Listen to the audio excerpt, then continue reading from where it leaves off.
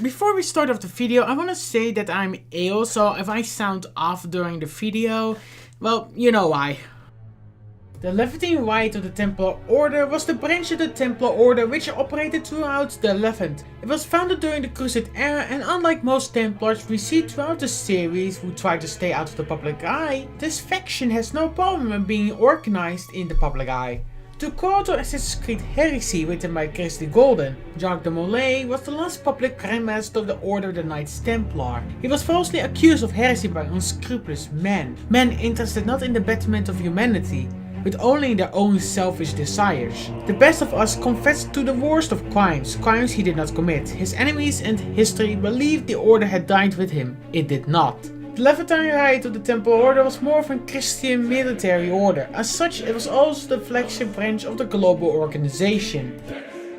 During the Third Crusade, they were one of the principal forces of the Crusaders, fighting alongside the Knights Hospitalier and Teutonic, England and France against the Saracens and the IBB. Right. Well, I'm not even going to try and pronounce that. And Syria. Because of its true nature, unlike the other Crusade orders, the Templars consisted of agents who infiltrated the various factions of the regional conflict, including the Saracens themselves. Even the Grand Masters of the Hospitalier and the Teutonic Knights ranked among the 9 secret leaders of the Templars. In 1189, the first year of the Third Crusade, the Levantine Rite suffered a critical setback with the demise of the Grand Master Gerrit the Rite at the Siege of Acre. Frustration and the prolonged double siege were formed and plotted by the Templars to poison the water supply of the city to kill all of its inhabitants. Though this operation was foiled by the assassin of the Levantine Brotherhood, Altair ibn al-Ahad, the ancestor of Desmond Miles, the Crusaders ultimately managed to capture the city in the last year of the war. Until the election of the new leader, Basculus, no not that one, took the rank as Grand Master. He died too, Altair killed him. Under his direction, the Rite was obsessed with the acquisition of the chalice. Both Templars and Assassins thought it was an artifact, but it was actually a woman named Adha, and lover of Altair. Though they escaped Adha, she proved to be less than what they had to expected, and they had her executed. Something Altair didn't really like and made him kill out of vengeance all the Templars involved with her death. This leads us to the Templars we see during the events of the very first Assassin's Creed game that starts off with Altair himself. There were 9 Templars in fact, and the new appointed Templar Grand Master was Robert the Sable in 1990. While serving as a close advisor to King Richard I and his Crusader army, his goal on the Holy Land was to seize control of the heavily disputed area and bring it under jurisdiction of the Templars. He recruited many Saracens and Crusaders to the Templar cause, working to unite them against the Brotherhood of Assassins, the Levantine Guild, who were currently being led by Al-Malin the Mentor. Robert and his fellow Templars of his Rite worked together to obtain the Apple of Eden beneath the Solomon's Temple. Winning would help them create the New World Order. However, when they needed the apple, Robert was confronted by Altair and 2 other assassins, Malik and Kadar. Without much effort, he defeated Altair, but the assassins still required the apple. Robert traveled to Moshav, leading an entire army, and with the help of a traitor, he infiltrated the city, killing everyone standing in their way. However, he was forced to retreat when he neared the citadel when a wave of logs came rolling down at him and his men. Altair after this, he was ordered by Al-Malin to kill all the 9 Templars in the Holy Land. These Templars were Carne de Naples, also known as the Doctor, and the 10th Grandmaster of the Knights Hospitalier in Acre. He experimented on people making them his slaves, but he had his reasons. He believed he was doing the right thing and was to create the new world. He grabs the people who live inside the sewers, on the streets and behind bars, and seeks ways to repair their minds or make them his personal bodyguards. One of his ways to change the minds of his children, the patients, was to use herbs and extracts or physical punishments. He was murdered in the Hospitaller fortress by Altair. You took these people against their will. Yes. What little will there was for them to have. Are you really so naive? Do you appease a crying child simply because he wails? But I want to play with fire, Father. What would you say? As you wish. But then you'd answer for his burn. These are not children, but men and women full grown. In body, perhaps, but not in mind, which is the very damage I sought to repair. I admit, without the piece of Eden, which you stole from us, my progress was slowed. But there are others, mixtures and extracts. My guards are proof of this. They were madmen before I found and freed them from the prisons of their own minds. And with my death, madmen they will be again. You truly believe you were helping them? It's not what I believe. It's what I know. William of Montferrat, a crusader in the army of King Richard I of England, and of course, William was a Templar. NANI?! On 20th August 1191, believing that this would instill fear on the Saracens, William authorized the execution of 3,000 Saracens prisoners whom King Richard had planned to trade with Christian, likewise captured by Saladin. However, for this deed, William was publicly denounced by the King of England, who widely predicted it would strengthen the enemy's resolve instead. Angered and ashamed by this, he returned to the citadel where Altair robbed him of his life.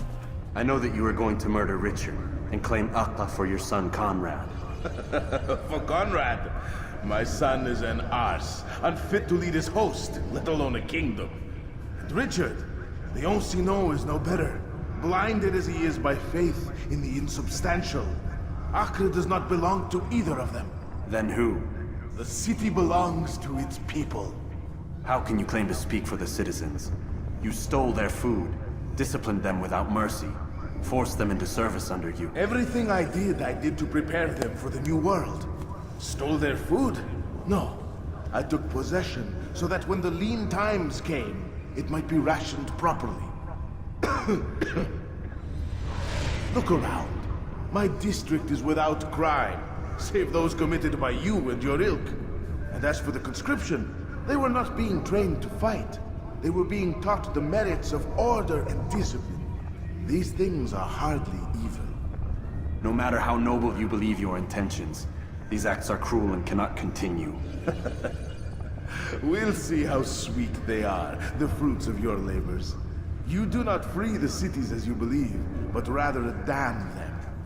And in the end, you'll have only yourself to blame. You who speak of good intentions. Tamir was a merchant, the merchant effect. Tamir's business chiefly revolved around the black market trade, specializing in the production of weapons and armor. The Templar order benefited from his devotion, but Tamir was cruel. He brutally murdered a merchant who was not able to deliver the large order. His men were already working overtime and Tamir's expectations were unrealistic. This escalated to Tamir spitting the guy's face and, like I said, brutally murdering him. And the guards did nothing because, well, he was a powerful man. Altair was assigned to kill him beforehand, but now he was just disgusted by the very man, and by the use of his hidden blade, he killed him. Talon was a slaver, a skilled fighter and athlete. He justified his involvement with the slave trade by noting that many of his captives were poor beggars, prostitutes and criminals, who he claimed would lead to much better lives if they gave him work and discipline. He was located within the rich district of Jerusalem in a warehouse. He allowed Altair to set a foot inside his property. He wanted to talk with Altair, but was disappointed by seeing the sword and accused Altair of being close-minded and not willing to change. Even with the help of his men, Altair still killed him. Abu Nubka Well, I'm not even going to try and pronounce that. was the merchant king of Damascus, and he lived in a palace in the rich district of Damascus. The merchant king of Damascus, Abu, had at some stage in his life joined the Templar order and gained knowledge about the Alpalreden. When Altair sought out Abu, he learned that the merchant king had organized a party at his palace for the nobility of Damascus. The party had been organized using money that had been stolen from the city's treasury. Abu, speaking from his balcony, proposed a toast for their generosity. However, in the middle of his speech, he needed to lambast them. He started talking about them for their hatred and hypocrisy in supporting Salah ad-Din and his war campaign. It was soon revealed that he had poisoned the wine in order to exact revenge on the people who tormented him with their cruel wars and bigotry, and then orders his men to kill anyone who tried to escape. Following this, Altair took advantage of the ensuing panic to pursue the Templar and eventually assassinated him. In his dying words, Abu told the assassin that he had not joined the Templars for revenge, but to create a new and better world instead of pretending to follow a god who called him an abomination. He also challenged Altair's willingness to strike down anyone when it was ordered by Al-Malin, remarking that Altair might doubt the worthiness of his cause. Majin ad-Din. Majin ad-Din? What would you call me then? Adin, the Syrian region of Jerusalem. He was located in the Port District. At one moment in his life, he joined the Templar Order, and with the absence of the Sultan and his connection with the Templar Order, he was able to control Jerusalem. His trials were more executions than anything else, and he killed because he could. An opportunity to murder innocents. Not so innocent. Dissident voices cut deep as steel. They disrupt order. In this, I do agree with the Brotherhood. You'd kill people simply for believing differently than you. Of course not. I killed them because I could. Because it was fun. Do you know what it feels like to determine another man's fate? And did you see the way the people cheered? The way they feared me? I was like a god. You'd have done the same if you could. Such power. Once perhaps. But then I learned what becomes of those who lift themselves above others. And what is that? Here, let me show you. Yahweh al-Hakim Sorry.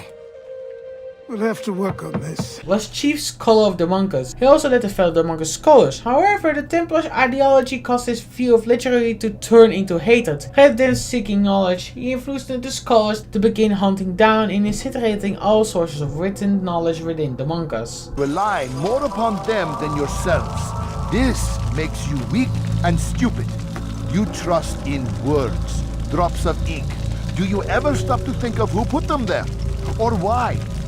No, you simply accept their words without question. And what if those words speak falsely? As they often do. This is dangerous. You are wrong. These texts give the gift of knowledge. We need them. You love your precious writings. You do anything for them? Yes. Yes, of course. Then join them! Why have you done this? Men must be free to do what they believe. It is not our right to punish one for thinking what they do, no matter how much we disagree. Then what? You of all people should know the answer. Educate them. Teach them right from wrong. It must be knowledge that frees them, not force. They do not learn, fixed in their ways as they are. You are naive to think otherwise. Illness, for which there is but one cure. You're wrong, and that's why you must be put to rest. Am I not unlike those precious books you seek to save? A source of knowledge with which you disagree, yet you're rather quick to steal my life. A small sacrifice to save many. It is necessary. Is it not ancient scrolls that inspire the Crusaders? That fill Salah ad-Din and his men with a sense of righteous fury? Their texts endanger others, bring death in their wake. I too was making a small sacrifice. It matters little now. Your deed is done, and so am I. By 1191, Sibrand had become the first Grand Master of the newly founded Knights Teutonic. Having obtained this position of great power, Sibrand was desperate to remain in charge and would do anything to prevent his power from slipping away. As he was incapable of securing his position, Sibrand became plagued by paranoia of conspiracies and plots against him. So much so that he unnecessarily doubled the patrols and even threatened to pull knights of battle to protect him. He remained consistently vigilant, searching for signs of trouble. He took control of the docks in the city of Acre. He also required the service of many ships. He planned to use these vessels to form a blockade that would prevent the full kings and queens from sending aid once the Templars initiated their plan to usurp control of the Holy Land. Sibrand joined the Templars around this time and was one of the men that guarded the Apple of Eden's secret and capabilities. His paranoia took the best of him as he killed an innocent scholar for looking like an assassin. Once we Conquered the Holy Land? freed it, you fool, from the tyranny of faith. Freedom? You worked to overthrow cities, control men's minds, murdered any who spoke against you. I followed my orders, believing in my cause, same as you. Rob the Stable knew he was gonna be the next target. It was supposed to appear at the funeral of one of his fallen Templar colleagues, that of Adin. By the way, quick lore fact, both assassins and Templars have funerals in crypts. He assigned his lieutenant Maria Torpe as his decoy on the funeral, while the real Robert joined up with King Rashid at the battlefield. On the funeral, Altair noticed something off about Robert the Sable, and he realized it was a trap and turned around to leave, but then... He mocks us with his presence and must be made to pay. Seize him! See your eyes before you die. I sense you expected someone else. What sorcery is this? No sorcery. We knew you'd come. Robert needed to be sure he'd have time to get away. You have laid waste to our plans. First the treasure, then our men. Control of the Holy Land slipped away. But then he saw an opportunity to reclaim what has been stolen, to turn your victories to our advantage. Al-Muallim still holds your treasure, and we've routed your army before. Whatever Robert plans, he'll fail again. Ah, but it's not just Templars you'll contend with now. Speak sense. Robert rides for Asa to plead his case that Saracen and Crusader unite against the Assassins. That will never happen. They have no reason to. Had, perhaps. But now you've given them one. 9, in fact. The bodies you've left behind, victims on both sides. You've made the Assassins an enemy in common and ensured the annihilation of your entire order. Well done. Not 9. 8. What do you mean? You were not my target. I will not take your life. You're free to go, but do not follow me. I don't need to. You're already too late. We'll see. Altair travels to kill the last Templar. Crossing the battlefield, Altair meets King Rashid and confronts him about Robert. My liege, it is an assassin that stands before us. These creatures are masters of manipulation. Of course it isn't true. I've no reason to deceive. Oh, but you do. You're afraid of what will happen to your little fortress. Can it withstand the combined might of the Saracen and the Crusader army? My concern is for the people of the Holy Land. If I must sacrifice myself for there to be peace, so be it. This is a strange place we find ourselves in. Each of you accusing the other. There really is no time for this. I must be off to meet with Saladin and enlist his aid. The longer we delay, the harder this will become. Hold a moment, Robert. Why? What do you intend? Surely you do not believe him? It is a difficult decision, one I cannot make alone. I must leave it in the hands of one wiser than I. Thank you. No, Robert, not you. Then who? And The Lord. That was planted in my brain still. Let this be decided by combat. Surely God will side with the one whose cause is righteous. If this is what you wish, It is. so be it. To arms, assassin! Robert reveals the shocking truth: there was a 10th Templar, the Master himself, the mentor of Al-Muallim, who had been a father figure to Altair. Al-Muallim conspirated with the Templars to get his hands on the Apple of Eden. He was not planning on sharing the apple with his fellow Templar colleagues and immediately left them when the time was right. He wanted all the power for himself and ordered Altair and 2 other assassins to retrieve the artifact. Killing the 9 Templars will make sure that no one tried to take away the artifact from him. Upon returning to his master, Altair found the city in some form of trance or hypnosis, as if someone took away all the will inside of the people and placed their minds with different thoughts. Al-Muallim has taken control of the city by using the Apple of Eden. In the help of a few assassins, Altair broke through the defense of Al-Muallim's fortress. Altair defeats his old master, and so the last conspirator dies. I do like to point out that in 2014, the Templar Johanni Otterberg said that Al-Muallim was not a Templar, but had the same intentions. The difference here though is that Al-Muallim was not allied anymore with the Templar cause. The assassins would have you believe that Al-Muallim was a great mentor who became corrupted with greed, and that he schemed with the Templars to acquire an Apple of Eden. I see instead a shrewd and cunning leader. A man who used his best assassin, Altair ibn Lahad, to eliminate his conspirators in order to keep the apple for himself, so that he could use it to enforce world peace. While it must be stated unequivocally that Al-Mualim was not a Templar, it is interesting to me that his vision of peace was more in line with Templar philosophy than assassin. In the past, both sides had the same goal, that of peace. Our only difference was how we chose to achieve it. Had Al-Mualim not been killed by Altair and allowed to carry out his plan, perhaps we would not be fighting now. A little bit off topic here, but I do like to share my own thoughts about Al-Mualim. I personally consider Al-Mualim a Templar, even though he cut off his bonds with them and wanted the Apple of Eden just for himself, as his ideals and philosophy comes over with that of the Templars. But you can disagree with me if you want to. I can't really say that you're wrong. You lied to me. Called Robert's goal foul when all along it was yours as well. I've never been much good at sharing. You won't succeed. Others will find the strength to stand against you. And this is why, so long as men maintain free will, there can be no peace.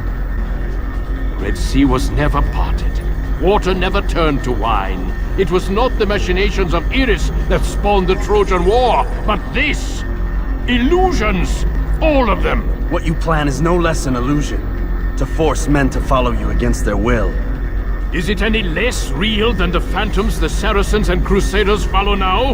Those craven gods who retreat from this world that men might slaughter one another in their names? They live amongst an illusion already. I'm simply giving them another. One that demands less blood.